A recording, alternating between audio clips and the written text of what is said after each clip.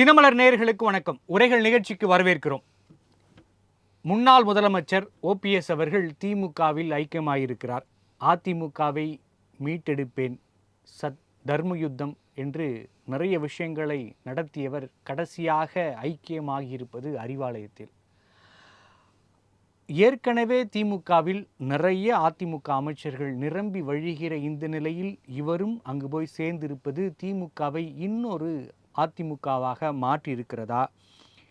அங்கு போன பிறகு பன்னீர்செல்வத்திற்கு என்ன இடம் கிடைக்கும் என்ற நிறைய கேள்விகள் இருக்கிறது. அதை குறித்து தான் இன்றைய உரைகள் நிகழ்ச்சி வாதிக்க இருக்கிறது.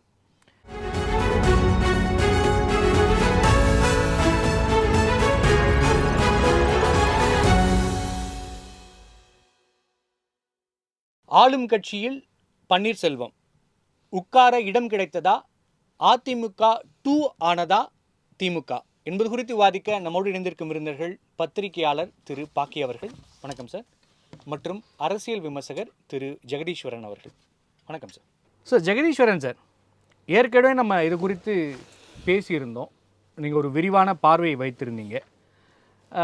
இப்பொழுது நீங்கள் கிட்டத்தட்ட கெஸ் பண்ணது தான் நடந்திருக்கு அப்படின்னு நம்ம பார்க்குறோம். இதை தவிர வேறு எதுவும் வாய்ப்புகள் இருந்திருக்கும்னு நினைக்கிறீங்களா? இது சரியான முடிவா நீங்க பாக்குறீங்களா? அரசியல்ல ஒரு பிரச்சனை இல்ல ஒரு கெட்ட பழக்கம் அரசியல்வாதிகள் என்ன இருக்குன்னா, கடைசி வரைக்கும் நான் அரசியல்வாதியாகவே இருக்கணும், நான் ஏதாவது ஒரு பதவியில இருக்கணும் அப்படிங்கிறது அவங்க அது நினைச்சு பிடிச்சிட்டு இருக்காங்க கெட்டியமா. வயதெல்லாம் எத்தனை வயது ஆனாலும் பரவாயில்ல, there is no retirement in politics அப்படிங்கிற மாதிரி சமீபத்திய உதாரணங்களே பார்க்கலாம். இப்ப செங்கோட்டையன் ஒரு அதிருப்தி ஏற்படுது, அவர் போய் ரிட்டையர் கூட ஆயிருக்கலாம், இல்ல நான் போய் விஜய் கட்சியில சேர்றாரு. நாஞ்சில் சம்பத் எல்லா கட்சிகளுக்கும் போய் முடிச்சிட்டாரு. இன்னும் சொல்லப்போனா விஜய் குறித்தெல்லாம் காட்டமா விமர்சிச்சுட்டு இருந்தாரு. கடைசி அங்கே போய் ஐக்கியமாகறாரு. எனக்கு ஒரு 4 மேடை தேவை, எனக்கு அரசியல்வாதியா இருக்கணும்னு அவர் நினைக்கிறாரு. ஓபிஎஸ் 3 டைம் சிஎம் இருந்தவர், போதும் நமக்கு அரசியலே போதும், நம்ம வாரிசு அவங்களுக்கு ஏதாவது வாங்கி கொடுத்துட்டு நம்ம பேசாம ஒதுங்கிடலாம்னு நினைச்சிருக்கலாம். ஆனாலும் கடைசி வரைக்கும் நான் அரசியல்வாதியா தான் இருக்கணும் அப்படின்ட்டு இவங்க ரொம்ப பிடிவாதமா இருக்கிறாங்க அப்படிங்கிறது ஒரு கெட்ட பழக்கமாவே பார்க்கின்றேன். ஏன்னா எல்லாத்துக்கும் ரிட்டையர்மெண்ட் இருக்கிற மாதிரி இதுக்கும் ரிட்டையர்மெண்ட் இருக்கிற என்ன தவறு அப்படிங்கறது என்னுடைய பார்வையாக இருக்கிறது. ஒண்ணு, என்னோட ஒரு சின்ன குறுக்கீடு ஜெகதீஸ்வரன் சார், சின்ன குறுக்கீடு, மற்றவர்கள் எல்லாம் இடைஞ்சது மாதிரி தான் நம்ம ஓபிஎஸ் பார்க்க முடியுமா? இல்லங்க, அப்படி இல்ல. நீங்க என்ன கேட்டீங்கன்னா, மற்றவர்களுக்கும் இவருக்கும் ஒரு பெரிய வித்தியாசம் இருக்கு. வரலாற்றுல இன்னொரு கட்சியில சிஎம்மா இருந்த ஒருத்தர் தன்னுடைய வாழ்க்கை முழுக்க எதிர்கட்சியாக இருந்த ஒரு கட்சியோட போய் இணைவாரா அப்படின்னு கேட்டீங்கன்னா, அது வரலாற்று நடந்ததே கிடையாது. ஓபிஎஸ் தான் முதலாக அது நடக்கிறது. ஆனா சிக்கல் என்ன கேட்டீங்கன்னா, ஓபிஎஸ் சிஎம்மா இருந்த போதே கூட தன்னை சிஎம்மா உணர்ந்தாரா அப்படிங்கறது கேள்வி இருக்கிறது. ஜெயலலிதா அவர்கள் உயிரோடு இருக்கும் பொழுது ஜெயலலிதா சீட்டு அவர் உட்காரல, அந்த சீட்டு அப்படியே இருக்கும்.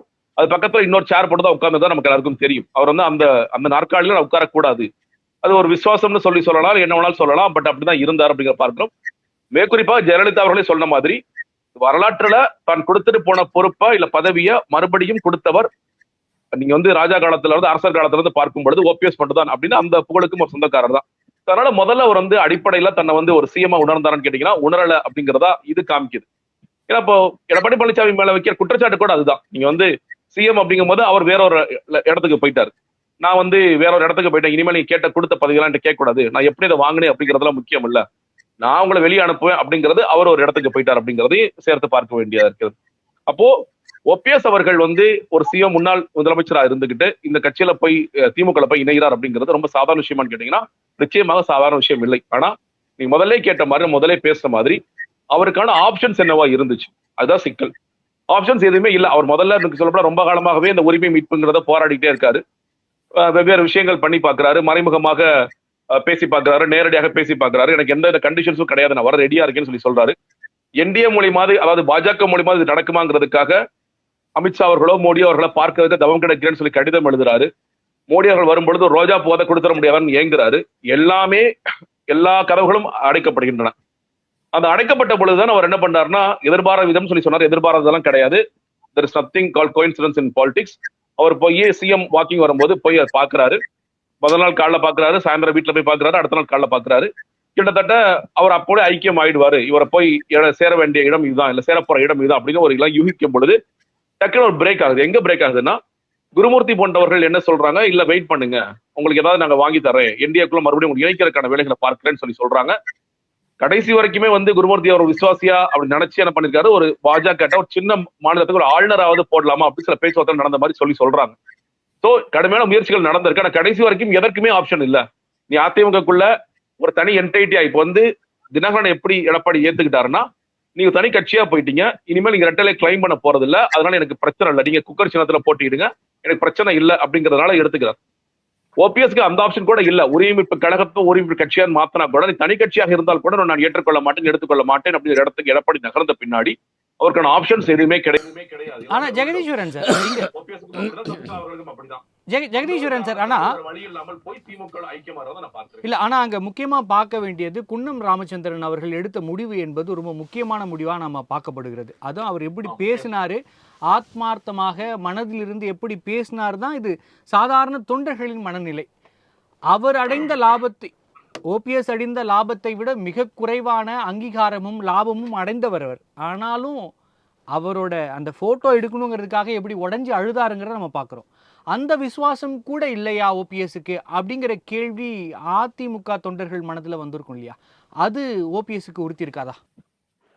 நிச்சயமா உறுத்தி இருக்குங்க, உறுத்தாமலாம் இருந்திருக்காது. ஆனா என்ன கேட்டாம சொன்னேன் இல்லையா, இப்போ குன்னம் ராமச்சந்திரன் இப்ப என்ன பண்ண போறாரு, அவர் கிட்டத்தட்ட அரசியலுடைய ஒதுங்கலாம் அப்படி முடிவெடுக்கிறார். இதனால சொல்லல, இது ரொம்ப அரிதிலும் அரிது. அந்த மாதிரி எத்தனை பேரால முடிவெடுக்க முடிகிறது. அவங்களால இதுல டிராவல் பண்ண முடியல. புதுசா ஒரு கட்சி நான் போக மாட்டேன், ஏன்னா நான் அந்த போட்டோவை மாத்துறதுங்கிறது நான் விசுவாசத்தை விட்டு கொடுக்குற மாதிரி இருக்கு, என்னால முடியாது.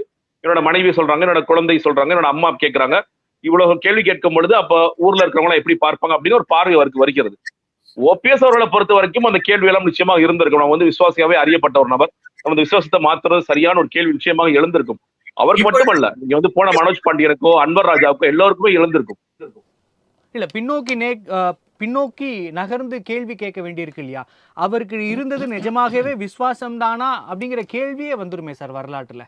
அவர்கள் இருந்தார்கள் அந்த பயத்தினால இது நடந்திருக்கலாம் அப்படின்னு. ஏன்னா அவர்கள் இல்லாத போது அவர்களுக்கு விசுவாசமாக இருந்தாதான் அது விசுவாசம் நம்ம பார்க்க முடியும். அப்படின்னா தங்களோட ஆதரவாளர்களை கூட இழந்து எதை பெற்றுவிட முடியும் அப்படின்னு யோசிச்சிருக்க மாட்டாரா? இல்லங்க, நீங்க அவர் விசுவாசமாக இல்லாமல் இருந்திருந்தால் நான் பார்க்கிறது மறுபடியும் ஜெயலலிதா அவர்கள் திரும்ப வரும் பொழுது இந்த பொறுப்பையே அவர் திரும்ப கொடுத்திருக்க மாட்டார். வேண்டாம், நம்ம இதை எப்படியே கண்டினியூ பண்றதுக்கு ஏதாவது நம்ம குறுக்கு சால் ஓட்டலாமான்னு சொல்லி யோசிச்சிருப்பார். ஒரு முறை எல்லாம் 2 முறை நடந்தது. 3வது முறை சசிகலா அவர் வந்து பதவி விலக்கணும்னு சொல்லும் பொழுதும் ஏதாவது வேலை பார்த்திருப்பார். அவர் அந்த பொறுப்பை விட்டு கொடுத்துட்டு தான் வந்து தர்ம யுத்தம்ங்கிற விஷயத்துக்கு வர்றாரு. அதனால நிச்சயமாக அந்த விசுவாசத்தினால குறை சொல்ல முடியாது. அவர் விசுவாசியாகத்தான் இருந்தார். அவர் என்ன பண்ணிருப்பேன், அந்த விசுவாசத்தை எடப்பாடி பழனிசாமி இல்ல, இன்னொன்று எடப்பாடி பழனிசாமி அவர்கள் அவரு நான் வந்து ஒரு எம்ஜிஆர், நான் வந்து ஒரு ஜெயலலிதா, நான் இந்த சீட்டை கெட்டியமா பிடிச்சுக்குவேன், இந்த சீட்டை விட்டு கொடுக்க மாட்டேன் பிடிவாதமா இருக்கார். நீங்க அல்டிமேட்டாங்க எல்லோருக்கும் ஒரு ஆசை என்ன, ஓபிஎஸ் ஆசை என்ன, இபிஎஸ் ஆசை என்ன, ஜெயிக்கணும். ஜெயிக்கிறதுக்கு நீங்க இவ்வளவு பேரை விட்டு கொடுத்து வெளியே போயிட்டே இருந்தாங்கன்னா இன்னைக்கு இருக்கின்ற இந்த அதிமுகவால என்டிஏ கூட்டால வெல்ல முடியுமா அப்படின்னு பெரிய கேள்வி இருக்குல்ல. அது வெல்வதற்கான சாத்தியங்கள் குறைவாயிட்டே இருக்கும் பொழுது வேற என்ன பண்ணுவாங்க அவங்க? பாக்கி சார் அதிமுகவை மீட்டெடுக்க போறோம் அப்படின்னு சொல்லிட்டு இருந்தாரு. கடைசியா திமுகவில் சேர்ந்திருக்காரு. ஒருவேளை அதிமுகவில் இருக்கிற லிஸ்ட்லாம் எடுத்து பார்த்தா எல்லாரும் அங்கே தான் அமைச்சராக இருக்காங்க, இதுதான் அதிமுகன்னு கண்டுபிடிச்சிட்டாரா? அதுதான் முதல்ல விசுவாசம் என்பதற்கு இன்றைய தினம் பொருள் கொள்ளப்படுவதற்கு என்ன தெரியுமா? தனிநபர் விசுவாசம். அது மட்டுமா விசுவாசம் இல்லை. இப்போ மகாத்மா காந்தி மேலே விசுவாசமாக இருக்கிறது என்பது வேறு, மகாத்மா காந்தியின் கொள்கையோடு எனக்கு விசுவாசமாக இருக்கிறேன் என்பது வேறு. 3 சொல்லுவாங்க, இயக்கம், தலைவர், கொள்கை. இந்த 3த்துக்கும் விசுவாசமாக இருப்பது தான் உண்மையான விசுவாசம். அப்படி பார்த்தா இவங்களாம் தலைவர்களுக்கு விசுவாசமாக இல்லை. நான் பச்சையாக சொல்கிறேன், அனைத்து இந்திய அண்ணா திமுக வளர வேண்டாம் என்கிற நல்ல எண்ணத்தோடு இருந்தவர் செல்வி ஜெயலலிதா அம்மையார். இல்லைன்னா தான் இல்லாத இடத்துல ஒரு வலிமையான திறமையான காம்பிட்டன்ட் பர்சன் வேணுங்கிற எண்ணம் அவங்களுக்கு இருந்திருக்கும் அல்லவா? அது இல்லை. திரும்ப ஒரு தகவலை நான் இவர்களெல்லாம் பற்றி அவங்களுக்கு முன்கூட்டியே தெரிஞ்சதால இப்படியான ஒரு முடிவு எடுத்தாங்கன்னு நம்ம புரிஞ்சுக்கலாம். அப்படித்தான் நான் சொல்கிறேன். இவங்களுக்கெல்லாம் தெரியும் இதெல்லாம் இப்படி தான் அப்படின்ட்டு. ஒரு ஆளுமை மிக்க ஒரு ஆள் அடுத்த லீடராக வச்சுட்டு, அம்மா நான் கேஸில் மாட்டிக்கிட்டேன், உள்ளே போகிறேன், அல்லது வழக்கு விசாரணை காரணமாக நான் விலகிறேன், you handle it, you make run the government in a best way அப்படின்னு சொல்லுகிற தன்னம்பிக்கை அந்த அம்மாவுக்கு இல்லை. நான் வெளிப்படையாக சொல்கிறேன், எனக்கு அவங்க மறைந்தார்கள், அவருடைய பற்றிய என்னுடைய சில புரிதல் உண்டு, சில இதெல்லாம் நெகட்டிவ் உண்டு, இதில் இது ரெண்டாவது சார், ஒரு தலைவர்ங்கிறவன் பிறப்பினால தலைவராக இருக்கணும். ஜவஹர்லால் நேரு மாதிரி, அண்ணா மாதிரி, அல்லது தலைவர்கள் உருவாகணும். கலைஞர் கருணாநிதி மாதிரி, புரட்சித் தலைவர் எம்ஜிஆர் மாதிரி தானாக உருவாகிறது. அப்புறம் சில பேர் தலைமைக்கு வந்த பிறகு தங்களை தகவமைத்துக் கொள்ள தகுதிப்படுத்திக் கொள்ள வேண்டும். நரேந்திர மோடி உள்பட. நான் சொல்கிறது நரேந்திர மோடி, ராகுல் காந்தி, மு.க. ஸ்டாலின், எடப்பாடி பழனிசாமி, இவங்களாம் எனக்கு கட்சி வேறுபாடு இல்லாமல் நான் சொல்கிறேன். வந்துட்டாங்க, வந்த பிறகு தங்களுடைய தலைமையை பண்பை வளர்த்து கொண்டார்கள். ஆனால் இது எதுவுமே இல்லாமல் நான் முதலமைச்சராக 3 முறை இருந்தேன், நான் 76 தடவை முதலமைச்சராக இருந்தேன், இது கதையே கிடையாது. உண்மையாக சொன்னால் பன்னீர்செல்வத்தை ஜெயலலிதா முதலமைச்சர் ஆக்கியது, இன்னும் சொல்லப்போனால் சசிகலா தான் ஆக்கினார்கள்னு சொல்லுவாங்க. எனக்கு தெரிஞ்ச தகவல், நேற்றும் வந்து 2-3 தினங்களுக்கு முன்பு சி.வி. சண்முகம் ஒரு பொதுக்கூட்டத்தில் பேசியிருக்க, துரைராஜ் என்பவர் தான் ஜெயலலிதா அம்மையார் மனசில் நடிச்சிட்டு இருந்தாங்களாம். சசிகலா சொல்லி இல்லை நம்பாளுன்னு சொல்லி அதை டிபேட்டுக்கு போகலை சொல்லி பன்னீர்செல்வத்தை கொண்டு வந்தாங்க. சரி, அவங்க நாம் வழக்கு காரணமாக பதவி விலகும் போதும், தண்டனை பெற்று பரப்பனங்கிறது போகும்போதும் பன்னீர்செல்வம் முதலமைச்சர் ஆக்கினாங்களே இல்லையா? எதுக்காக ஆக்கினாங்க? ட்ரெயின்லேயோ பஸ்ஸிலையோ, ஆனால் நான் ஒரு டம்ளர் ஒரு நிமிஷம் டீ சாப்பிட்டு வரேன்னு சொல்லிட்டு நம்ம இடத்துல ஒரு சீட், ஒரு கர்ஷீப் போட்டு போவோம்ல, ஒரு துண்டை போட்டு போவோம்ல, அந்த மாதிரி தான் பன்னீர்செல்வம். அங்கே ஒரு ஆளை வச்சுருந்தா நீங்கள் இருங்க அப்படின்னா தன்னம்பிக்கையோடு அவர் நாம் திரும்பி வந்தாலும் அவரே ஆட்சி பண்ணாலும் தைரியமாக இருக்கணும். அந்த தன்னம்பிக்கை அந்த அம்மாவுக்கு இல்லை. நான் அதை தான் வெளிப்படையாக சொல்லுவேன். ஆகையினால் ஓகே சார், இது சம்மந்தம் இல்லாத கேள்வி இருந்தாலும் கூட அரசியல் நம்ம தமிழகத்தில் எப்படி இது இருக்குங்கிறதுக்கான இந்த கேள்வியாக தான் நான் வைக்கிறேன். ஜெயலலிதா மட்டும் இல்லை, வேறு எந்த தலைவர் அவரோட பதவியை விட்டு கொடுத்துருக்காங்க? நீங்கள் ஜெயலலிதா அவர்கள் ஜெயிலுக்கு போனாங்க, ஓகே. ஆனால் கலைஞர் அவர்கள் வந்து கருணாநிதி அவர்கள் முடியாமல் இருந்தப்ப கூட அவர் பதவியை விட்டு கொடுக்கல. அதுதான் தமிழகத்தில் நிதர்சனமா இருக்கு. அப்ப நம்ம அதை நம்ம மாற்ற முடியாது இல்லையா? தமிழ்நாடு இல்லை, இந்தியாவுக்குமே தான். ராகுல் காந்தி விட்டு கொடுப்பாரா? இல்லை. ஆனால் அடுத்து வர்ற ராகுல் காந்தியாக இருந்தாலும் மல்லிகார்ஜுன கார்கேக்குன்னு ஒரு இருக்குது. நரேந்திர மோடி இருந்தாலும் நரேந்திர மோடிக்கு கீழே அமித்ஷா மற்றவர்களுக்கு இருக்குது. அவங்கெல்லாம் மாற மாட்டாங்க. அவங்க தங்கள் பதவியில் விட்டு கொடுங்க. இது நேஷனல் இந்தியாவில் இருக்க ஒரு பொதுப்படையான இது. ஆனால் அதிகார போதைங்கிறது உலகத்துக்குமே இருக்கிறது. அதை விட மாட்டாங்க. நான் 2 பாயிண்ட். ஒன்று, நரேந்திர மோடி பிரைம் மினிஸ்டர் ஆகிட்டார், தன்னை பிரைம் மினிஸ்டருக்கு உண்டான தலைமை பண்பை வளர்த்துக்கிட்டார். நம்ம ஏற்கிறோம் அவரோட அரசியல் விமர்சிக்கணும், அது வேறு விஷயம். அதே மாதிரி ராகுல் காந்தி தன் தலைமை அவருக்குன்னு ஒரு தலைமையை வந்து வளர்த்துக்கிட்டார். எல்லா தலைவர்களும் அப்படி இருக்கிறவங்க தான் தொடர்ந்து அவங்க பின்னாடி தொண்டர்கள் வராங்க, கட்சி வருது. நீங்கள் சொன்னீங்க இல்லையா, இப்போ விட்டு கொடுத்தவங்கன்னா விபி சிங் விட்டு கொடுத்தாரு, மொரார்ஜி தேசாய் விட்டு கொடுத்தாரு, துணிவானவர். இவங்க எதுக்கு நான் விட்டு கொடுக்கறதுன்னா, சரி next leader will take it up அப்படிங்கிற ஒரு தன்னம்பிக்கையோட இருந்துங்க. நான் அதை விட்டுருவோம், நான் டிபேட்டுக்கு விட்டுருவோம். இவர் திரும்ப திரும்ப சொல்கிற எல்லா நேரேட்டிவ் என்னென்னா, 3 முறை முதலமைச்சராக இருந்தவர் தியாக சிம்பல், அதெல்லாம் ஒரு பொண்ணாக்கம் கிடையாது. 3 முதலமைச்சராக இருந்தால் அவர் என்ன சார் இண்டிபெண்டன்ஸ் ஸ்டாண்ட் எடுத்திருக்காரு? 3 முறை, 2 முறை ஜெயலலிதா உத்தரவு இல்லாமல் துணிந்து ஒரு முடிவெடுத்து கொள்கை முடிவு அறிவிச்சிருக்காரா? 2 முறை, 2001 2014 அல்லது ஜெயலலிதா மறைவுக்கு பிறகு சசிகலாக்கு மீறி ஒரு உத்தரவை பிறப்பிச்சிருக்காரா?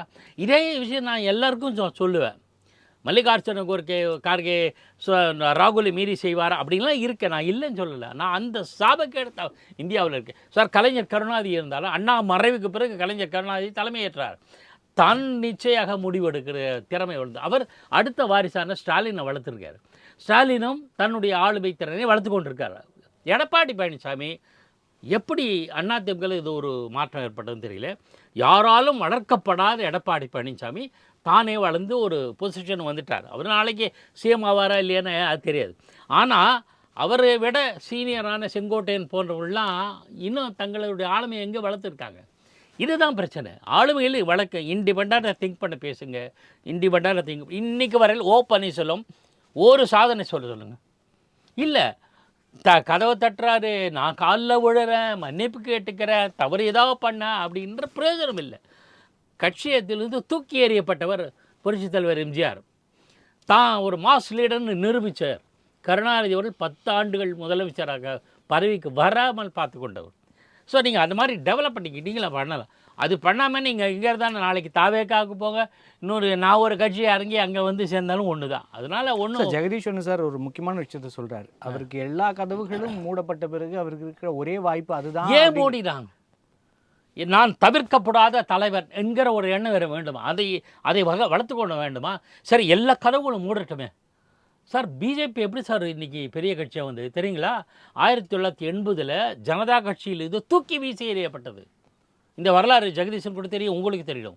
தூக்கி வீசி எறியப்பட்டது. யுவர் அன்டச்சபிள்ங்கிற மாதிரி தான். அதனால தான் பின்னாடி அன்டச்சபிள்ன்ற கேள்வி வந்தது. தூக்கி எறியப்பட்டது. டியூவல் மெம்பர்ஷிப் காரணமாக சந்திரசேகர் ரெசல்யூஷன் கொண்டது. பிஜேபி நீங்களாம் போங்கடா, ஜனசங் பார்ட்டி வெளில போங்க அப்படின்னாங்க. ஏன்னா மற்ற கட்சியெல்லாம் ஒரே ஐடியாலஜி உண்டு, ஜனசங் வந்து கொஞ்சம் அந்த வேறு ஐடியாலஜி உள்ளது.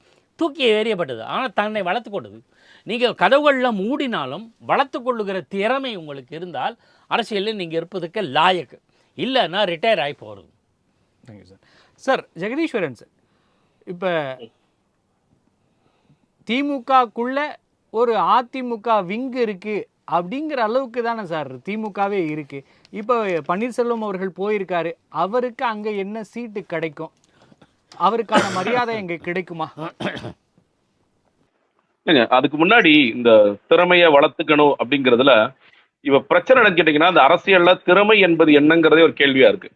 எடப்பாடி பழனிசாமி அவர்களுக்கும் ஓபிஎஸ் அவர்களுக்கும் உள்ள வேறுபாடு நான் பார்க்கிறது, எடப்பாடி பழனிசாமி கொள்ளையடித்த பணத்தை எடுத்து தாராளமாக செலவு செய்கின்றார். ஓபிஎஸ் கொள்ளையடித்த பணத்தை மூடி வச்சுக்கிறார். அதுதான் வித்தியாசம். ஒரு பொதுக்குழுவுக்கு செலவு செய்ய முடியுமா? செய்யறேன்.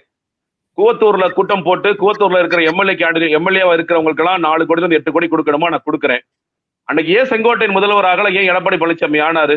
ஐஎஸ் டிபார்ட்மெண்ட்ல நான் காலகாலமா சம்பாரிச்சு வச்ச கொள்ளையடிச்ச பணம் என்கிட்ட நிறைய இருக்கு. செங்கோட்டையன் அவ்வளவு பணம் இல்லை, யாருமே நேர்மையானவர்கள்லாம் இங்க இல்ல. என்ன நிறைய பணம் இருக்குமா? சசிகலாட்ட சொல்லிருப்பாரு, என்ன பணம் இருக்குமா? ஒருத்தர் எவ்வளவு அவங்க கேட்கறாங்க, 8 கோடி கேட்கறாங்கப்பா, கொடுத்துருவியா? கொடுத்துறேன். பொதுக்குழுக்கு நடத்தணும். ஓகே, பொதுக்குழுக்கு வர்ற ஒரு பொதுக்குழு உறுப்பினருக்கும் நீங்க 50 லட்சம் 60 லட்சம் கொடுக்க முடியுமா? கொடுக்க முடியும். அப்போ தொடர்ச்சியாக இவ்வளவு பணம் இருக்கு. ஓபிஎஸ்டையும் பணம் இருக்கு, இல்லெல்லாம் சொல்ல. அவர் வந்து பிடபிள்யூ இருந்தாரு, சிஎம்ஆ இருந்தாரு, எல்லாமே இருந்தார். ஆனா அவரு பாக்கெட்ட பத்திரமா பூட்டி வச்சுக்கிறார். இல்லையா, வேண்டாம், ஏன் காசு எடுக்கணும் நம்ம அப்படின்னு அவர் நினைக்கிறார். அதுதான் இவர்கள் 2 பேருக்கும் உள்ள வித்தியாசம். இவர் இதை ஒரு முதலா கூட நினைச்சிருக்கலாம். முதல் போட்டு அடுத்த எலெக்ஷன்ல நம்ம எடுத்துக்கலாம், அடுத்த ஆட்சியில் எடுத்துக்கலாம் கூட எடுத்துக்கலாம். ஓபிஎஸ்க்கு அது இல்ல. அதனால நீங்க அதுதான் இன்னைக்கு முக்கியமான வேறுபாடாக எல்லோருக்கும், எடப்பாடி பழனிசாமிக்கும் மற்ற எல்லோருக்குமான வேறுபாடு என்பது இவரால் அதிகம் பணம் சம்பாதிக்க முடியும், பணம் செலவழிக்க முடிகிறது அப்படின்னு தான் பார்க்கின்றேன். ஒண்ணு. ஜெகதீஸ்வரன் சார், நீங்க சொல்றதுல இருக்கிற நிதர்சனத்தை நம்ம புரிஞ்சுக்கிறோம். ஆனா பணம் இருப்பது மட்டுமே ஒரு தலைவனாக வளர்வதற்கு அது மட்டுமே போதுன்றது ஏத்துக்க முடியுமா? பணம் இருக்கவங்களா இன்னைக்கு தலைவர் ஆயிட முடியும்? இல்லங்க, கூவத்தூர்ல இப்போ சப்போஸ் நீங்க எம்எல்ஏ, நானும் ஒரு எம்எல்ஏ, நம்ம 2 பேர்ட்டையும் பணம் இருந்துச்சுன்னா நம்ம சிஎம் ஆயிருப்போங்க. நம்மள்ட்ட பணம் இல்ல, நம்ம எம்எல்ஏ ஆகலாம். அவ்வளவுதான் வித்தியாசம். செங்கோட்டை நீங்க நல்லா யோசிச்சு பாருங்க. அந்த புளோட்டான பேரெல்லாம் பாருங்க. அந்த ஆப்பர்ச்சுனிட்டியை நீங்க சொல்ற அதே விதத்துல நான் எடுத்துக்கிறேன். அதற்கு பிறகு பெரிய வெற்றிகள் பெறாதவர் இபிஎஸ். அதற்கு பிறகும் தொடர்ந்து அந்த கட்சியை தன்னோட கட்டுப்பாட்டிலே வச்சிருக்காரு, தன்னை முன்னிலைப்படுத்தி தன் வசம் படுத்தி விட்டார்னு சொல்லலாம். அதற்கு வெறும் பணம் என்பது ஒரு அளவீடாக நம்ம பார்க்க முடியாது இல்லையா? வேற என்னன்னு கேக்குறேன். நீங்க பொதுக்குழு நடத்துறாருங்க, பொதுக்குழு உறுப்பினர்கள் ஒவ்வொருத்தரையும் சரி கட்ட வேண்டியது இருக்கு. ஒன்றிய செயலாளர்கள், நகர செயலாளர்கள், துணை அமைப்பு, கிளை அமைப்பு எல்லாத்தையும் சரி கட்ட வேண்டியதாக இருக்கிறது. எல்லாரும் காசு கேட்கிறாங்க. இப்ப அதே நேரத்துல சில எம்எல்ஏக்களை என்ன சொன்னாங்க, ஓபிஎஸ் நீங்க ஒரு போட்டி பொதுக்குழு நடத்துங்க, இதான் அரசியல நடக்கும். ஒரு போட்டி பொதுக்குழு நடத்துனீங்கன்னா எது உண்மையான பொதுக்குழு அப்படி நீங்க கிளைம் போங்க, அப்படி நீங்க ஜுடிஷியரிக்கு போங்க. ஜுடிஷியல் பிரச்சனைக்கு போனுச்சுன்னா இது வேற மாதிரி மாறும். எலெக்ஷன் கமிஷனுக்கு போங்க. ஆனா அவரோட சொன்னார், அதெல்லாம் நடத்த முடியாதுப்பா, கூட்டமே நடத்துறதுக்கே நான் காசு இல்லை அப்படிங்கிற அளவுக்கு ஓபிஎஸ் விட்டுட்டார். ஆனா எடப்பாடி பழனிசாமி தொடர்ச்சியா செஞ்சார். நீங்க சட்ட போராட்டம் நடத்தணுமா, எவ்வளவு பெரிய லாயர்ஸ் இருந்தாலும் நான் வந்து பண்றேன், எனக்கு காசு ஒரு பிரச்சனையே இல்ல, அப்படிதானே தக்க வச்சுக்கிட்டாரு. நீங்க எல்லா எம்எல்ஏஸையும் எப்படி சம்மதிக்க வச்சாரு? இன்னைக்கு வேலுமணி, தங்கமணி, இந்த மாதிரி நிறைய தலைகள் இருந்தாலும் எல்லாத்தையும் எந்த இடத்துல தக்க வைக்கிறார் அவரு? பணத்தை நான் செலவு பண்றேன், கவலைப்படாதீங்க, உங்க எல்லாத்துக்கும் நான் பணம் செலவு பண்றேன், அதுதானே இன்னைக்கு அளவீடாக இருக்கிறது. அதை தாண்டி என்ன பெரிய ஆளுமை நீங்க எடப்பாடி பழனிசாமி பாத்துட்டீங்க? அப்படி அதை தாண்டி ஒரு ஆளுமை இருந்திருந்தா 10 தோழி பழனிசாமி அவர் யாரும் விமர்சனம் பண்ண வேண்டிய அவசியம் இல்லை. அந்த ஆளுமை அப்ப காமிங்க. நீங்க வந்து ஓகே, நான் மிகப்பெரிய அரசியல்வாதி, நான் இந்த தேர்தல் இடைத்தேர்தல நிற்பேன், எல்லா தேர்தலும் ஜெயிப்பேன், எல்லா தேர்தலும் கொடுக்கல, அட்லீஸ்ட் ஒரு தேர்தல ஜெயிப்பேன் அப்படின்னு அவர் காமிச்சிட்டாரு. ஓட் பேங்க் என்னங்க? எனக்கு ஐடிபி ஓட் பேங்க் என்னங்க? அதிமுகவும் தேமுதிகவும் இணைந்து எடுத்த வாக்கு வங்கிங்கிறது 20%. 2 பேர் சேர்ந்து, அது விஜயகாந்த் மறைவிற்கு பிறகு அவரோட அனுதாப ஓட்டம் அதுல இருக்கு. என்ன பெரிய ஆளுமை நம்ம பேசிட்டு இருக்கோம் நான் கேட்கிறேன். அதனால நீங்க அந்த கட்சிக்குள்ள அவர் எஸ்டாப்ளிஷ் ஆகுறதுக்கு பணத்தை பயன்படுத்துறார், அது உள்ள வந்தார். அப்படிதான் நான் பார்க்கின்றேன். ஒண்ணு. ரெண்டாவது, நீங்க கேட்டீங்க இன்னைக்கு வந்து திமுக வந்து கிட்டத்தட்ட பாதி அதிமுக ஆச்சு. ஆமா, உண்மைதான். இன்னைக்கு ஓபிஎஸ் வந்ததுல ஓபிஎஸ்க்கு பெரிய லாபம். அவர் வந்து இல்லாட்டி அரசியல போக்கிடமே இருந்திருக்காது. கடைசியா வந்து ஸ்டாலின் கூப்பிட்டு கொடுக்குறாரு, அவர் எம்எல்ஏ ஆகுறாரு. அவர் வந்து சபாநாயகர் கூட ஜெயிச்சாங்க, சபாநாயகர் கூட கொடுப்பாங்கன்னு சொல்லி சொல்றாங்க. அவரோட பையனுக்கு சீட்டு, ஐயப்பனுக்கு சீட்டு, மற்றவர்களுக்கு சீட்டு, ஏற்கனவே இந்த அணில இருந்து போன மனோஜ் பாண்டியனுக்கு சீட்டு, வைத்தியநாதன் சீட்டுன்னு கிட்டத்தட்ட ஒரு 6 சீட்டு பக்கத்துல வாங்குறாங்க. இப்போ ஒரு நார்மலான திமுக தொண்டர், கிட்டத்தட்ட கலைஞர் காலத்துல இருந்து இருக்க ஒரு திமுக தொண்டர், அவர் என்ன யோசிப்பாரு? நான் கஷ்டப்பட்டு வேலை செஞ்சு வைப்பேன் உசிலம்பட்டியில, இந்த போடி நாயக்கனூர்ல, ஈஸியா வந்து ஒருத்தர் உட்கார்ந்துக்கிட்டு எம்எல்ஏ ஆயிடுவார். இப்ப திமுகக்குள்ள இந்த குரல் இன்னைக்கு ஒலிக்க ஆரம்பிச்சிருக்கு. இந்த பிரச்சனை இருக்கு. நாங்க கஷ்டப்பட்டு வேலை பாக்குறோம், ஆனா தலைவர் என்ன சொல்றாரு? தம்பி வேற ஒருத்தர் புதுசா வராருப்பா, அவரை பஸ்ல ஏத்திக்கப்பான்னு சொல்லி சொல்றாரு. தேமுதிகவும் நம்ம சேர்க்க வேண்டிய அவசியம் இல்ல. அவங்களுக்கு 6 சீட்டு நீ கொடுத்தா ஆகணும். பிரேமலதா விஜயகாந்துக்கு எதுக்கு நம்ம 6 சீட்டு கொடுக்கணும்? அவங்கள ஜெயிக்க வேற வைக்கணும். நம்ம அவங்களால நமக்கு பெரிய ஓட் டிரான்ஸ்பர் இருக்கா? ரொம்ப கம்மியான ஓட் டிரான்ஸ்பர் தான். சில இடங்கள்ல மியூச்சுவலா நடக்கும். எல்லா இடங்களிலும் பிரேமலதா விஜயகாந்தினாலேயோ இல்ல வந்து தேமுதிகனாலேயோ திமுக பெரிய வெற்றி வரப்போதா? நீங்க எல்லாத்தையும் அந்த வெற்றி வரப்போகுது. ஓபிஎஸ் எல்லாத்தையும் அந்த வெற்றி வரப்போகுது. நெரேட்டிவ்க்கு அது பயன்படுது. ஓகே, பாருங்க எவ்வளவு பெரிய கூட்டணியா இருக்கு பாருங்க. பயங்கரமான கூட்டணி எதுன்னு ஒரு நெரேட்டிவ்க்கு பயன்படுமே தவிர, ஒரு நார்மலான திமுக தொண்டர் என்ன யோசிக்கிறார்? நான் ஏற்கனவே 8 அமைச்சர், அதிமுக அமைச்சர். நாளைக்கு ஓபிஎஸ் ஒருத்தர் வராருன்னா அவருக்கு சபாநாயகர் சொல்லி சொல்றீங்க, அமைச்சர் சொல்றீங்க, அவரையும் நீங்க ஆக்க போறீங்க. அப்போ நாங்கெல்லாம் என்ன பண்றது? நாங்க காலம் காலமாக உழைச்சுக்கிட்டே இருக்கணுமா அப்படிங்கிற ஒரு கேள்வி, ஒரு அதிருப்தி நிச்சயமாக திமுகவோட தொண்டர்கள் மத்தியில் நீங்க வாய்ஸ் அவுட் ஆகுது. ஆனா ஸ்டாலின் எப்படி யோசிக்கிறாருன்னா, நமக்கு ஒரு பெரிய டார்கெட் இருக்கு, அந்த டார்கெட்டுக்கு ஓபிஎஸ் அணியோ தேமுதிக அணியோ டிரான்ஸ்பர் பண்ண போற இல்ல கெடுக்க போகின்ற வாக்கு வங்கிங்கிறது நம்மளோட டார்கெட் ஆன 200+ அதுக்கு ரொம்ப உதவும் அப்படின்னு அவர் ஒரு பெரிய பார்வையை முன்னெடுக்கிறார். சார் பாக்கி சார், எடப்பாடி அவர்கள் என்ன ஆளுமையை வளர்த்து கொண்டார் அப்படிங்கிற ஒரு கேள்வியும் இருக்கு. இன்னொரு விஷயம் நம்ம பார்க்க வேண்டியிருக்கு. ஓபிஎஸ் தனியாக நின்றிருந்தால் பெரிய பிரச்சனை இருந்திருக்காது. ஆனால் அந்த கட்சியில் முக்கிய பொறுப்பு, உச்சபட்ச பொறுப்பில் இருந்தவர், முதல்வராக இருந்தவர், இப்பொழுது எதிரணியில் போய் சேர்ந்திருக்கிறார். அப்படிங்கிறப்ப அந்த கட்சியில் இருக்கிற எல்லா நுட்பமான விஷயங்களும், அதை தாண்டி வெளியில் பேசப்பட முடியாத விஷயங்களும் அவருக்கு தெரிஞ்சிருக்கும். இப்போ அவர் கையில் எடுத்திருப்பது எடப்பாடியை மிரட்டுகிற தோணி, அந்த ஒரு ஸ்டாண்டுக்காக அங்கே போயிருப்பாரு அப்படின்னு ஒரு வாதம் வைக்கப்படுகிறது. அதை நம்ம எப்படி பார்க்கலாம்? அந்த அளவுக்கு ஓ பன்னீர்செல்வம் சிந்திச்சிருப்பாரா தெரியாது. ஆனால் ஓ பன்னீர்செல்வத்தை நாம் சேர்த்து கொண்டது மூலமாக எடப்பாடிக்கு ஒரு செக் வைக்கலாம் அப்படின்னு திமுக நினைக்கக்கூடும். ஒரு விஷயம், அதுக்கு முன்னாடி இந்த ஆளுமை பற்றிய விஷயத்தை சொல்லிடுறேன். பணம் பற்றி விஷயங்களை சொன்னார் ஜெகதீஸ்வரன், எனக்கு உடன்பாடு தான். ஆனால் அது மட்டும் அல்ல, பணம் இருக்கிற எல்லாரும் வந்து இண்டஸ்ட்ரியலிஸ்ட்லாம் இன்றைக்கி அம்பானி அதானிகளில் பிரைம் மினிஸ்டர் டெப்டி பிரைம் மினிஸ்டராக இருப்பாங்க. அதெல்லாம் இல்லை, அது மட்டும் அல்லங்கிற, அதை தவிர ஒரு குவாலிட்டி இருக்குது, அதை நாம் வந்து மறுக்க முடியாது. எம்ஜிஆர் அவர்களுக்கு இயல்பாகவே அவர் வசதியான ஒரு பணக்காரராக இருந்தாலும் அதை தவிர அவர்கிட்ட இருக்கிற சில குவாலிட்டிஸ் இருக்குல்ல, அதுதான் லீடர்ஷிப். நான் பணத்தை இல்லைன்னு சொல்ல மாட்டேன். அவர் ஸ்டாலினுக்கு மட்டும் என்ன அவர் ஏழையாவாக இருக்கார்? இல்லையே, அவரும் பணத்தை கொடுத்து மாவட்ட செயல்களில் கட்சிக்காரங்களை சரி கட்டுற வேலையை பார்ப்பார். அதெல்லாம் இல்லை, நம்ம அந்த டிபேட்டுக்கு போகலை. இவற்றை கடந்த ஒரு பார்வை இருக்குல்ல, நம்ம அதை தான் முன்வைக்கிறோம். அந்த விஷயத்தில் ஆளுமைன்னா நிச்சயமாக அதுக்காக சர்டிஃபிகேட் கொடுத்தாலும் அவர் தான் நேதாஜி சுபாஷ் சந்திர போஸ்ன்னு சொல்ல போகிறதில்ல. இருக்கிறவங்களில் இவங்களாம் ஆளுமையா இல்லையா அப்படின்னா ஆளுமை தான் அப்படிங்கிறத நம்ம பார்வை. சரி, நீங்கள் கேட்ட மாதிரி ஓ பன்னீர்செல்வத்தை திமுக ஏன் ஏற்றுக்கொண்டதுன்னா, ஒரு வாக்கு வங்கி, அதனால் அவர் சார்ந்திருக்க சமுதாயத்தினோட வாக்குகளை அப்படியே அள்ளிக்கலாம், அதெல்லாம் இல்லை. ராமநாதபுரத்தில் ஒரு 3 லட்சம் வாக்குகளில் பெற்றாருன்னா கூட அதே மாதிரி இந்த சட்டப்பேரவையில் நடக்குமா தெரியாது. நடக்கலாம், நடக்காமல் போகலாம். அது பெரிய தாக்கத்தை ஏற்படாது. திமுக கிட்ட இவ்வளோ கட்சிகள் வகுத்திருக்கும் போது அவங்களுக்கு மற்ற கட்சிகள் மூலமாக கிடைக்கிற ஓட் டிரான்ஸ்ஃபரை விட ஓபிஎஸ் மூலமாக கிடைக்கிற ஓட் டிரான்ஸ்ஃபர் வந்து மிக மிக மிக மிக குறை. இஷ்யூ அதல்ல. ஆனால் திமுக தலைமை என்ன நினைக்கிறதுனா, இந்த ஓபிஎஸ்ஸை எடப்பாடி நிராகரித்தார், உதாசீனம் செய்து விட்டார், தூக்கி எறிந்து விட்டார்.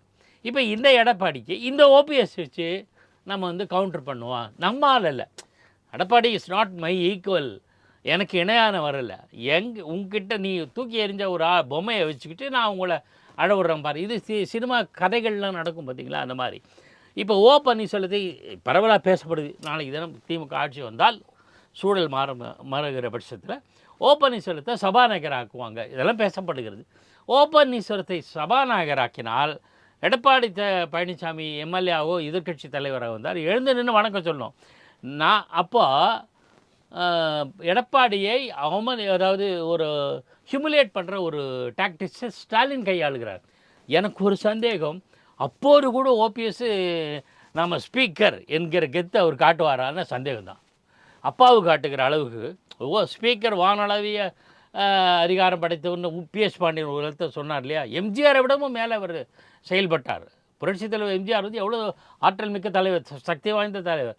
அவர் உடல்நலன் குன்றிய காலம்னு எடுத்துட்டா கூட அதையும் மீறி பிஎஸ் பாண்டியன் செயல்பட்டார். அந்த மாதிரிலாம் செயல்படுவார் இவர், ஒன்றும் பண்ண மாட்டார். அப்போது இன்னொரு அந்த அலங்கார பொம்மையாக இருப்பார். முதலமைச்சர் என்ன சொல்கிறாரோ அதுக்கேற்ற மாதிரி ஆடுவார். ஆக அந்த ஆளுமை இல்லை. இப்போ என்னன்னா ஸ்டாலின் இப்போ திமுக தலைமை என்ன நினைக்கிது, இந்த ஓபிஎஸ்எல் வச்சு எதிர்க்கட்சி தலைவரை நம்ம மட்டம் தட்டலாம் என்கிற பார்வை இருக்கும். அதற்காகத்தான் ஒரு கருவியாக பயன்படுத்துகிறார்கள். அது அப்படின்னு தான் நான் புரிஞ்சுக்கிறேன். கண்டிப்பாக சார். ஜெகதீஸ்வரன் சார், அதே கேள்வியை தான் நான் உங்ககிட்ட வைக்க விரும்புகிறேன். ஓபிஎஸ் அவர்களை பயன்படுத்தி, அவருக்கு ஏற்கனவே அங்கே இருக்கிற பரிச்சயங்களை பயன்படுத்தி அதிமுகவை வீழ்த்துகிற வியூகத்தை எடுப்பார்களா? இதில் ஓபிஎஸ்க்கு என்ன லாப நஷ்டங்கள் இருக்கும் அப்படின்னு நினைக்கிறீங்க? ஓபிஎஸ்க்கு இதில் என்ன லாபம் இருக்கும், இல்லை அதில் எதுவும் நஷ்டங்கள் ஏற்பட வாய்ப்பு இருக்கா? திமுக ஓபிஎஸ் அவர்களை எப்படி பயன்படுத்தும் அப்படிங்கிற யூகமும் நிறைய யூகங்கள் வந்துட்டு இருக்கு. அதை நீங்க எப்படி பாக்குறீங்க? தென் மாவட்டங்கள்ல நீங்க மிக குறிப்பாக முக்குளத்தோர் அடர்த்தியாக இருக்கின்ற இடங்களில் ஓபிஎஸ்ஐ பயன்படுத்துவார்கள். ஏன்னா இன்னைக்கு அந்த சைடு வந்து தினகரன் இருக்காரு அப்படிங்கறத நம்ம எல்லாருக்குமே தெரியும். ஏன்னா தினகரனை கொண்டு வந்த கணக்கு என்னன்னு கேட்டீங்கன்னா, இன்னைக்கு இருக்கிற அதிமுக மேற்கு மண்டலத்தில் அதிகமான தலைவர்கள் இருக்கிறாங்க. முக்குளத்தோர் வாக்களை கவர்வதற்கு ஆட்கள் இல்லாமல் ஒரு தொய்வு இருக்கிறது. அப்போ ஏற்கனவே இருக்காங்க, இல்லைன்னு சொல்ல முடியாது. அதிமுக ஏற்கனவே இருக்கிற தலைகள் அதுக்கேற்ற மாதிரி தினகரன் இவங்கெல்லாம் சேர்ந்து இந்த வாக்குகளை கொண்டு வரணும் அப்படிங்கிறதா அவங்க அசைன்மெண்டா இருக்கும். ஓபிஎஸ் வந்து அவங்களை கவுண்டர் பண்ற மாதிரி சில வேலைகளை அவங்க அதை இறக்கி விடுவாங்கன்னு நான் பார்க்கின்றேன். இன்னொன்று, இன்னைக்கு சசிகலா அவர்களும் தனியாக கட்சி ஆரம்பிக்க போறேன் அப்படிங்கிற சொல்லிட்டு இருக்காங்க. அப்ப அவர்களும் ஒரு வாக்குகளை பிரிக்க போகின்றார். அவர் பிரிக்க போகின்ற வாக்குகள் அதிமுக வாக்குகளாக இருக்கும் பட்சத்தில் அதுவுமே அந்த திமுகவிற்கு லாபமாக முடியக்கூடிய வாய்ப்புகள் தான் இருக்கின்றது. மிக குறிப்பாக தென் மண்டலத்தில், தென் மாவட்டங்களில் ஓபிஎஸ் உடைய பிரச்சாரங்களை இவர்கள் அமைத்துக் கொடுப்பார்கள் அப்படின்னு தான் நான் பார்க்கின்றேன். ஏற்கனவே சில வாக்குகள், அதுக்காக முக்குளத்தோர் வாக்குகள் ஓபிஎஸ் வந்துதான் வரணும் அப்படிங்கிறது கிடையாது. திமுக வருஷம் இருக்கிறது, இன்னும் அதிகப்படுத்துவது. அதாவது சொன்னேன், நீங்க வந்து ஒரு சின்ன லாபத்தை ஓபிஎஸ் ஆல் கொடுக்க முடியும் அப்படின்னு ஒரு கணக்கு இருக்கும். நீங்க வந்து ஒரு பெரிய லாபத்தை கொடுக்க முடியாவிட்டாலும் ரொம்ப டைட்டான கான்டெஸ்ட் இருக்கிற இடத்துல ஓபிஎஸ் ஆல் அது செய்ய முடியும் அப்படிங்கிற ஒரு பார்வை இருக்கும். அதற்கு இவரை பயன்படுத்துவார்கள் தான் நினைக்கின்றேன். ஆனா இல்ல ஜெகதீஷ் சார், முக்கியமா பாக்கி சார் ஒரு கேள்வி வச்சிருக்காரு. எந்த இடமா இருந்தா என்ன, தியானம் பண்றதுக்கு இடம் கிடைக்குமா, அந்த இடத்துல நம்ம வாய் திறப்போமா அப்படிங்கறதான பிரச்சனை. அது அங்க நடக்குமாங்கிற கேள்வியை தான் பாக்கி சார் வச்சுதான் நான் பாக்குறேன். இல்ல கிடைக்குங்க, அதெல்லாம் வந்து சொல்றேன். இல்ல நீங்க வந்து அதிமுக அளவிற்கு நீங்க என்ன, அப்போ நான் சொன்னேன் இல்லையா, நீ விசுவாசம்னு ஒரு பக்கம் சொல்லலாம், இன்னொரு பக்கம் ஜெயலலிதாவுடைய ஆட்சி காலத்தில் எல்லா அமைச்சர்களுமே எப்படி செயல்பட்டார்கள் அப்படிங்கறத பாருங்க. டயரை பார்த்து கும்பிட்டு தான் இருந்தாங்க, மேல வந்து பிளைட் போனச்சா அதை கும்பிட்டு தான் இருந்தாங்க. அப்படியே நம்ம அரசியலை பார்த்துட்டு தான் இருக்கும். நீங்க அந்த அளவிற்கு வந்து மோசமான இயக்கம் அல்ல திமுக. திமுகவோட அவருக்கு வாய்ஸ் இருக்கும், பேசுவாங்க, அவருக்கு ஏதாவது உரிய மதிப்பு மரியாதை கொடுக்கப்படும். இந்த பொறுப்புகள்ல கூட வந்து அவர் சீனியர், அவர் சிஎம்ஆ இருந்திருக்காரு அப்படிங்கிறதுக்காக நீங்க துணை பொதுச் செயலாளர் அப்படிங்கிற ஸ்ட்ரைட்டாவே வந்தா அது கொஞ்சம் டிஸ்டர்ப் பண்ணும் அப்படிங்கிறக்காக இணை பொதுச் செயலாளர் புதிய ஒரு பொறுப்பு யோசிக்கிறாங்க அப்படி கூட சொல்லப்படுகிறது. அவருக்கு அந்த மரியாதை இருக்கும். அதே நேரத்தில் சபாநாயகராக இருந்தாலும் முன்னாள் முதல்வர் சொல்றதுக்காக அனுமதிப்பாங்களாங்கிற கேள்வியே இருக்குல்ல சார்.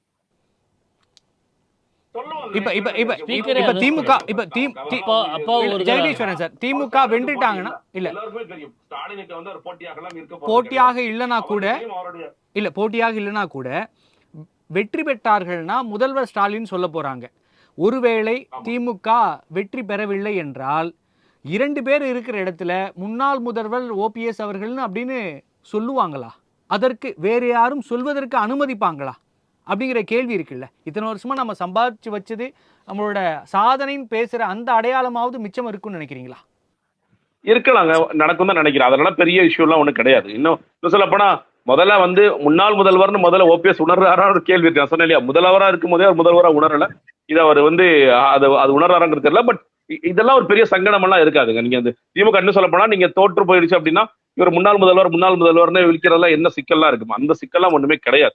ஆனா என்னன்னா ஓபிஎஸ் இனிமேல் வந்து இந்த அதிமுக குறித்து பேச முடியாது, உரிமை மீட்பு குறித்து எல்லாம் பேச முடியாது, அதுக்கெல்லாம் ஒரு என் கார்டு வந்துருச்சு. எடப்பாடி பழனிசாமி அந்த விதத்துல சந்தோஷமா இருப்பார். நீங்க வந்து இனிமேல் ரெட்டலைக்கான கேஸ் போடுறது, ரெட்டலைக்கான கிளைம் வைக்கிறது, எலெக்ஷன் கமிஷனுக்கு போறது, அந்த மாதிரியான விஷயங்கள்லாம் இருக்காது. சோ முழுக்க ஒரு திமுக நபராக மட்டும்தான் செயல்பட முடியும். ஜெயலலிதா குறித்து புகழ்ந்தெல்லாம் பேசுறது, அந்த பண்றதெல்லாம் முடியாது. ஜெயலலிதாவோட போட்டோ வைக்கிறதோ இல்ல விஜயாவோட போட்டோ வச்சுக்கிறது போறதெல்லாம் அந்த சுதந்திரம் எல்லாம் கொடுக்கப்படுமான்ற பெரிய கேள்வி. அதே ஏன்னா தளபதினு சொல்லிட்டாரு முதலமைச்சர் ஸ்டாலின். அது ஏற்றுக்கொண்ட பிறகு ஒரு அதிமுக காரராக நீங்க இடங்களில் செயல்பட முடியாது. ஆனா நீங்க ஏதோ ஒரு லெட்டர் பேட்லயே ஏதோ ஒன்று எழுதுறாங்க, முன்னாள் முதல்வர் எழுதுறதுல அதுலாம் பெரிய சிக்கல் இருக்காதான் நான் பார்க்கிறேன். கண்டிப்பா சார். சார், இறுதியான கேள்வி பாக்கி சார்.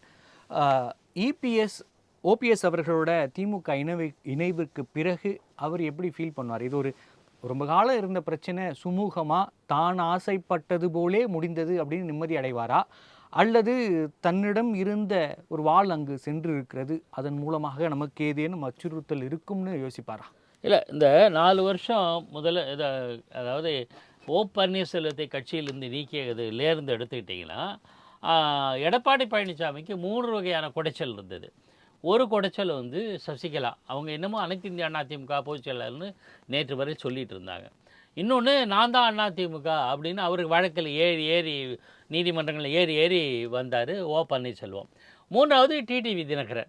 நல்ல காலமாக டிடிவி தினகரன் ஒரு புத்திசாலித்தனமாக ஒரு காரியம் பண்ணார். நம்ம அண்ணா திமுகவில் மீட்டுக்கெல்லாம் முடியாது, அதில் போய் கைப்பற்றலாம் முடியாது, பேசாமல் நம்ம ஒரு கட்சி ஆரம்பித்தோம். அது புத்திசாலித்தனமான செயல். நாளைக்கு அமமுக மிகப்பெரிய வளர்ச்சி அடைந்தால் அதிமுக எப்படி எம்ஜிஆர் வந்து திமுகவில் விலக்கப்பட்ட போது அவர் சொன்ன முதல் வார்த்தை என்ன தெரியுமா? நான் தான் திமுகன்னு சொன்னார்.